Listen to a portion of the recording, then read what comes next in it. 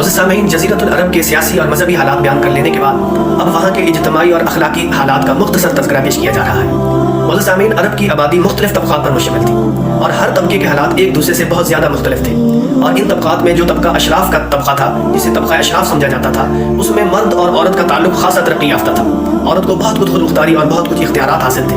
औरत की बात मानी जाती थी, हत्ता कि औरत का इतना तहफ़्फ़ुज़ और एहतराम किया जाता था कि उसके लिए तलवारें तक निकल पड़ती और खून रेज़ियाँ हो जाती थी।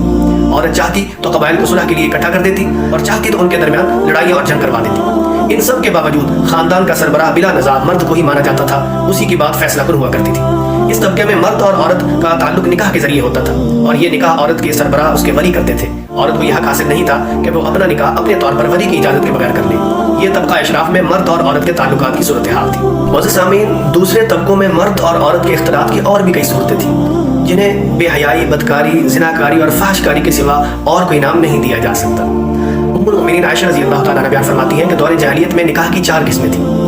एक सूरत तो निकाह इस्तिब्ज़ा की थी, यानी जब औरत हैज़ से पाक हो जाती तो उसका खामिद कहता जाओ फलां शख्स के पास जाओ, ज़िना करवाओ। जब वो जाती, ज़िना करवाती और उससे हामिला हो जाती तो फिर शौहर चाहता तो उसको अपने पास रख लेता। बाकमाल लड़का हासिल करने के लिए खामिद अपनी बीवी को दूसरों के पास खुद भेजता।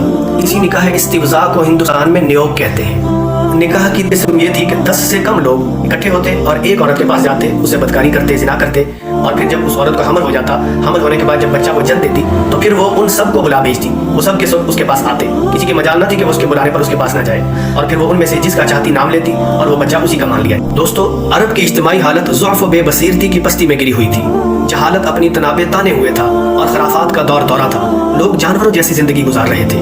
औरत बेची और खरीदी जाती थी, बल्कि बाज़ औक़ात औरत से मट्टी और पत्थर जैसा सलूक किया जाता था। कौमों के आपस के ताल्लुकात कमज़ोर बल्कि टूटे हुए थे और हुकूमतों का सारा जोर और हुकूमतों के सारे अज़ाइम अपनी रियाया से ख़जाना भरने या फिर अपने दुश्मनों पर फौज कशी करने तक महदूद हो चुके थे। ये थी अरब की इज्तिमाई हालत उस वक़्त जब अल्लाह के रसूल अलैहिस्सलाम इस दुनिया में अरब के अंदर तशरीफ़ लाए पैदा हुए।